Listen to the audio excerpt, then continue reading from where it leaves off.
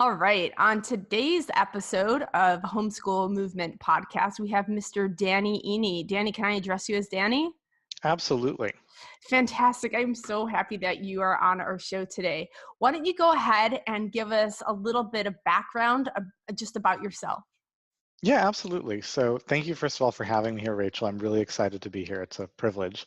I've been an entrepreneur and pursued an alternative educational and learning path, let's say, for longer than my adult life. I quit school when I was 15 to start my first business, got involved in a whole bunch of different businesses and projects, went back to school in my 20s to get an MBA.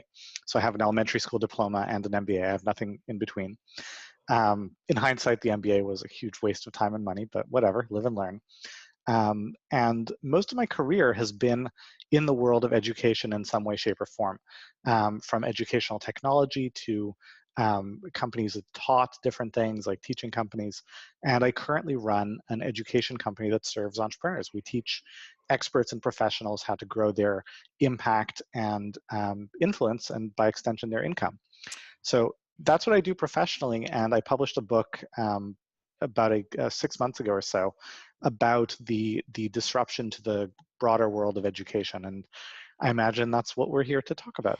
Yeah, absolutely. And I know a lot of what your content is for higher learning. You're talking a lot about college or the equivalent of a college education in our modern times. But our listeners out there are homeschooling. And I think a lot of your content can be applicable to the homeschooling crowd because at this point, we're already questioning our traditional education system. Is it relevant? And so in your book, you can go ahead and go on Amazon and check it out. It's called Leverage Learning. I highly, highly recommend it. You talk about how our system currently is antiquated and it's not really preparing our children or young adults for the real world. Can you go ahead and expand on that? Yeah, so, and I do want to just have the disclaimer, as I shared when we first corresponded about this, that I have very strong opinions about education, and in the K-12 context, I'm very happy to share them, but the core of my work has been in post-secondary, so whether that's college, university, graduate, or lifelong adult education. So just take everything I say with a grain of salt, or at least an asterisk saying, if I'm not sure, I will validate for All right. myself. Sounds good. Sounds Um, good. but fundamentally, the stuff I wrote about in the book applies at all ages. The key difference in the world of, let's say, 30 years ago or longer versus today and the future we're growing into is that the things are just changing a lot faster than they used to. There's a great quote, I feel bad I don't remember where it's from, but something to the effect of, in a very rapidly changing world, the learners will thrive, whereas the learned will be exquisitely qualified for a world that doesn't exist. I love that. Yeah. And 30 years ago, when the world was staying more or less the same, you could learn the things you need to learn and be equipped to function in the world, and that was fine. But today, the knowledge and information is easily accessible. We have Google, we have Alexa, we have all the tools that we have. And B, the world's changing very quickly. And so the idea of I will learn certain knowledge or skills and then I'll be good to go, that's just not how our world works. We need people to be much more flexible and adaptable and resourceful. If you look at what it takes to be successful in the world, whether it's professionally, socially, personally, the best people we know tend to be people who are resourceful and quick on their feet, people who deal with ambiguity well, people who take ownership and responsibility and initiative, and people who play well with others. Yeah. And those are the things that are most important to be developed in the course of an educational career, and the traditional system just doesn't do that. It wasn't built for that. Right. And so I was reading in the book, and I think the statistic, I could be off, but I think you wrote 85% of being successful of where you are these, just what you said, are these soft skills. And we're not learning those in college or in high school. And so take things like time management and communication and emotional IQ and all these, I think as homeschoolers, so we could take what you're saying and apply it to homeschooling. These are things that we have the time and the energy that we can focus on so that we can have our kids apply that to their lives so that they can be successful when they, enter the real world. Mm-hmm. And I mean, then, it comes. yeah. Go ahead. So something that I feel people don't often get their heads around is the extent to which we don't remember as much as we think we do. Hmm.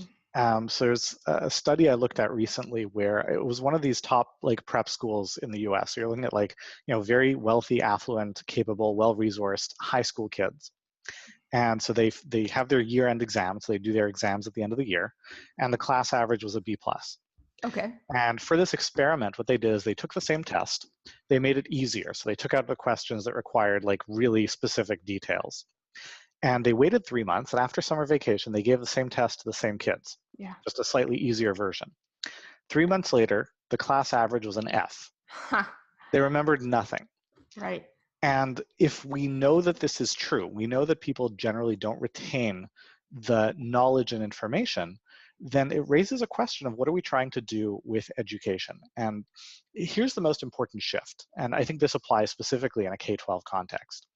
The paradigm of education in most formal traditional settings is a paradigm of teacher-led parallel exposure. So the teacher decides what you're going to be exposed to. You're going to be exposed to a whole bunch of stuff, and it's going to be all at the same time. And it's a relatively shallow level of exposure. The idea being, if you don't get exposed, how will you know? Well, the science tells us that it doesn't matter if you're exposed, because it doesn't matter if you're not going to know, because you're not going to remember anyway. Mm-hmm. But the better model is a student-led, student-directed serial specialization. Mm. So pick something you're really interested in and specialize, go deep. Yeah. And then move on to the next project, and then move on to the next project, because A, you'll retain more, but B, it doesn't actually matter what you're retaining, what not. It matters more what skills you're developing. Right. And that immersion and specialization is the more important thing. Absolutely. And I see this as it's 2019, and I know that you have a company called Miracy that is based on more adults, right? We're not talking about kids. Do any of your people that are building courses specialize for kids? We've worked with thousands of students Okay. who, when I say students, it means grown-ups Sure. who are experts and professionals who are taking their knowledge and expertise and building training materials around them. So we have students who are experts in working with children. So how to teach Yeah. math, how to teach emotional intelligence, all that kind of stuff. We've got plenty of those, yes. Sure. But I'm also seeing in the context of, I don't know if you're familiar with something like an OutSchool that is taking courses and these online K through 12 programs that are doing this. And so, as you said, find something that they're interested in. And I think also in the book, you said, break it down into these bite-sized things that they can remember as they're learning this new skill. So it's not like, okay, here's the whole grand scheme of learning everything. Here's what you need to know to complete this task. Okay, great, you did it and you actually remembered it. Now let's go on to the next thing. Is that kind of what you're talking about? Sort of. So, when you take a mastery approach to learning, mastery is, it's an education term that just means, you don't go to lesson 2 until you've mastered lesson 1, Mm-hmm. right? So, professionals need fancy words for really obvious concepts. But when you take that mastery approach, people understand things a lot better than saying, oh, well, you're in the 4th grade, so we're moving on to 4th grade content. Doesn't matter if you've understood the 3rd grade content, right? Right. Makes no sense. So if we're looking to develop a real insight, real understanding, right? Learning happens in 3 phases. The first phase is when we get exposed to a new idea. And that's when we watch the video or hear the lecture or read the article or whatever it is. And that level of learning is very shallow, right? It's how you can be exposed to an idea and know that something is possible. It's not how you really internalize something or make connections. The connections happen when you move to the 2nd and 3rd phase. The 2nd phase is where you apply what you've learned. You start doing stuff with it, whether it's practical in the real world, whether it's exercises, it's essays, it's persuasive communication around it, so you really have to get to know it. And then the 3rd phase is feedback, right? Where you see, did it land, did it not, is it working? How do I need to improve? And that's where the real world and coaching and all those sort of processes allow you to immerse yourself. So it doesn't matter so much if you're learning a lot or a little. It matters a lot more if you're spending your time mostly being exposed to new stuff or applying and getting feedback on your application of the old stuff. Okay. And this is kind of where education is getting it wrong. Am I right? Mm-hmm. Yeah. And can you tell the story, I think it was in Leverage Learning, of the bicycle and the college? I think that would give a good example of what you're talking about. Yeah, so this is a borrowed anecdote, but Mm-hmm. the analogy is kind of like saying that the way college functions is that, imagine you're taking a class on bicycles, Hmm. right? So you learn about the history of the bicycle, and you learn about the mechanics and the engineering of a bicycle and how to assemble one. And you take a field trip to the bicycle museum, and you talk to people who have ridden bicycles. And one time they even bring a bicycle into the class to have in the front of the room so you can see it. And that's it. You never like touch or ride a bicycle the whole time. And then now that you've graduated, they say, all right, here's a bicycle and here's a busy intersection. Best of luck. Yeah. And Right. that's kind of how it works in the real world, which is insane. Yeah, it really is. And just thinking about my own education, I have my undergrad in elementary education, and I didn't learn anything until I student taught. That's the only time I really learned anything.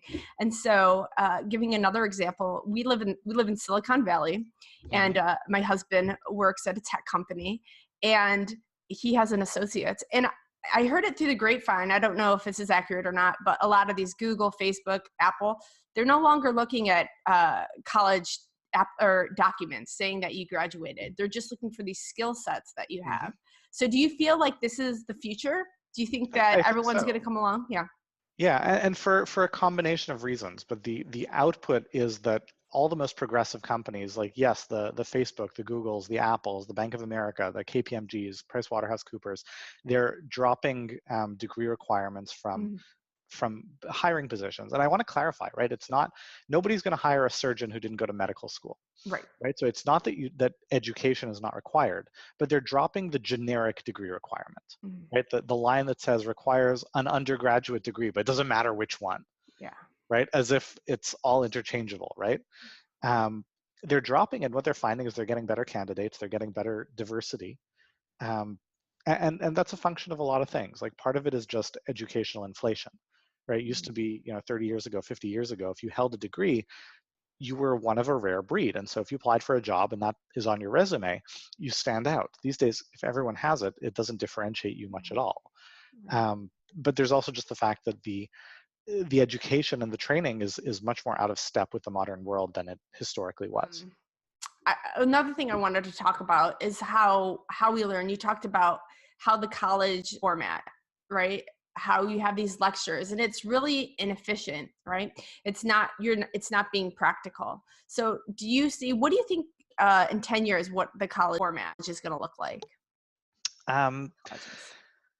so Clayton Christensen, who teaches at Harvard, and he wrote The Innovator's Dilemma. He's a really big deal in the world of management and innovation thinking. Mm, Um, he's on record saying he thinks that in the next 5 or 10 years, half of colleges will be bankrupt. mm, I'm not quite that optimistic, okay. but I think it's close because fundamentally, when you look at the college system, the college structure, you're looking at costs that are rising at precipitous rates, right? The pace of college cost growth is just insane, right? If you look back 15 years, the national college debt in the U.S. was, maybe 200 or 300 billion dollars. 10 or 15 years later, it's now over $1.5 trillion. Wow. Yeah. Like that's just an insane pace of growth. So the price is going up super, super fast. Hmm. And at the same time, the value is dropping Hmm. because the degree is becoming more and more ubiquitous, because it's increasingly out of step with the needs of the modern world for all these reasons. Now, when you have price going up quickly and value dropping quickly, that's a bubble. That's the definition of a bubble, and Sure. bubbles always burst. Hmm. Sometimes they burst with a bang, right? It's like a needle to a balloon, like pop. Hmm. And that's what we saw like when the housing markets crashed and like all the value disappeared overnight and all that. But that's not how bubbles always burst. Sometimes it's more like the air being let out of a balloon. And over the course of a number of years, it just kind of deflates. And we're already starting to see that. In the last 5 years, college enrollment has declined almost 7%. Oh That's wow. about 2.4 million people saying, you know what, I don't think I'm going to go to college. I don't think it's worth it. And this is a critical juncture because this is still a time where if I say, okay, I'm not going to go to college, there isn't a clear, obvious alternative. There isn't a clear, well, not college, I'll do this instead. Hmm. And despite the lack of a clear alternative, 2.4 million people are saying, you know what, I don't think it's worth it. Yeah. Think of all the money you'll save, Hmm. right? For not saving up to go to college. So, what do you say to a kid, homeschooled, regular traditional school, whatever? They're 18, no idea what they want to do. maybe, they might have a little interest over here. What do you say to that kid? I would say figure out what you want to do before investing in a path to get there, Mm, right? Like when you look at the cost of college, it's tens, often hundreds of thousands of dollars. It's many years of your life, right? The traditional moniker is a 4-year degree, but it takes the average American 7 years to finish a 4-year degree, so-called. So we're looking at tens, if not hundreds of thousands of dollars, 4 to 7 or more years of your life. For that kind of investment, I'm not saying don't make it. I'm saying make sure you're going to get what you want out of it, right? There's no other area of life where we say, well, yeah, I'll spend 7 years and $200,000 and just see what happens, yeah, right? Like nobody does that's that. crazy. Yeah. So be clear about what you want, Yeah. right? There are certain things where if you want to do that job, if you want to be a surgeon, if you want to be a lawyer, if you want to be an accountant, you will have to go to school. There's no other way. Hmm. And other than that, it's a question of, will this get you to where you want to go effectively? Like if you really think about it, right? A college degree gets you the life you want by convincing and impressing a very small number of people, so they open a very small number of doors. Mm. So if really the goal is to impress, a handful of people, is there not a more effective deployment of many years of your life and tens, if not hundreds of thousands of your dollars? Right? So it all comes down to getting really clear about what it is that you actually want, right? College is a great place to get a lot of things. Finding yourself is not one of them because the cost of that is just way too high. Right. And so I think one of the things you said as well, it's the opportunity cost. So go work for free somewhere, Hmm. right? And go work for free. Find out, okay, that's not what you want. Move on to the next thing. This is the time. Yeah, So, I tell people that all the time. Like, if you think you want to work in this field, find 10 people in the field and say, I want to work for you for free for 3 months. And I just want to sit down with you for half an hour at the end of each month and ask you questions so I yeah, can learn about it. And people absolutely. push back. They say, what do you mean work for free? And I'm like, that's better than you paying, Yeah, right? absolutely. And so one of the things how we could apply it to homeschooling, if you are homeschooling through high school, you can take that time to, like you said, go into their interests and go into their skills and hook them up with an apprenticeship or whatever it is they want. And you have your education right there where they're diving deep into that. And maybe they love it and maybe they don't. And you didn't just burn tens of hundreds of thousands of Hmm. dollars right there. So I absolutely love that you are diving into this idea of education. And I think it blows my mind. It just seems so obvious to me, but you can go ahead and expand on this, but it's a really polarizing idea, right? Like some people are really offended by this. It's really interesting. What I found in researching the book and then speaking about the book afterwards is that on the one hand, everyone, except for career academics who usually hate my guts, but other than career academics, everyone seems to buy in to the idea. Everyone's like, yes, I get it. And the really amusing and weird and bewildering thing to me has been people who say, yeah, I totally agree with you. I totally buy into what you're saying. And I still think I'm going to send my kids to college. Yeah. And that Yeah. was always perplexing to me. And it comes down to, back in the day when, like the 80s, the 90s, people used to say nobody ever got fired for buying IBM. Uh-huh. I think it's very telling that IBM was in a different business back then.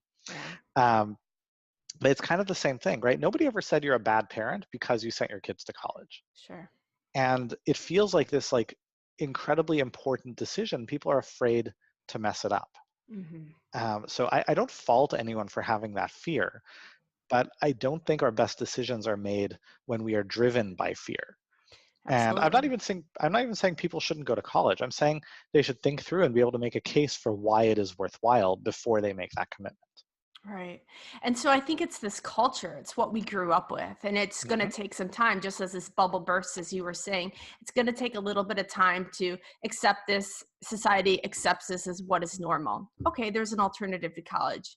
Hmm. And it's not like where you said, I think I heard you in an interview somewhere else say you're not dropping out of life, you're dropping into an alternative way to get educated. Well, that's the Yeah. key distinction, right? I'm not advocating that people opt out of an existing path. I'm saying they should opt into a path that is self-directed. You mentioned earlier that, so as a homeschooler, you can hook your kids up with an internship and stuff like that. I think a key distinction is that it's got to come from the kids. The kids should be the ones Yes, who yeah, are setting things absolutely. up, Yeah. because that self-direction is more important than anything else that they're going to take away from their educational careers. Well, I'll just give you an example. This morning, I have two sons. I have an 8 and 10-year-old, and we sit down to do writing. And my 8-year-old's, oh, I don't want to do this. This is so boring. But then we did an activity on suspension bridges, and he worked on it for an hour and a half. And Hmm. it's like, well, hello. That's what I'm interested in. That's of course where I want to spend all my time and energy. Don't come at me with this writing business. So through homeschooling, we're able to take the time and energy and put in, just really feed into their skills and interests in there. And one other thing I wanted to say, we are in Silicon Valley, right? And one of the things is, how could you possibly educate for the future this technology that doesn't even exist? My sons are 8 and 10. When they are of the age to start looking for jobs, the technology isn't even invented yet, or it's in the works yet. You want to go ahead and expand on that, or? Yeah, absolutely. I mean, Yeah. I agree with you completely. And I think, it's that quote that I shared earlier, right? That we're in a very fast changing world.